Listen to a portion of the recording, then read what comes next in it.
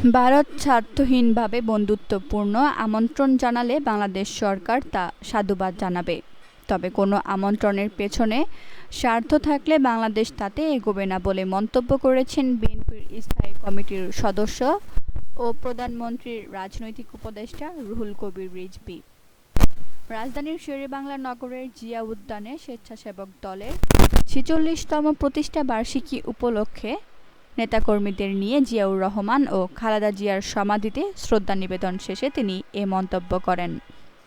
রিজভী বলেন, বাংলাদেশ একটি স্বাধীন ও সার্বভৌম রাষ্ট্র, তাই সব দেশের সঙ্গে সমতার ভিত্তিতে বন্ধুত্বপূর্ণ সম্পর্ক গড়ে তুলতে চায় বাংলাদেশ।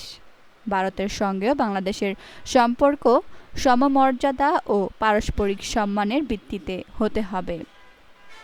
বিএনপির নির্বাচনী ইশতেহার বাস্তবায়নে সরকারের নেওয়া নানা কল্যাণমুখী কাজ জনগণের কাছে তুলে ধরতে স্বেচ্ছাসেবক দল মাঠে থাকবে বলেও আশা প্রকাশ করেন বিএনপির স্থায়ী কমিটির সদস্য।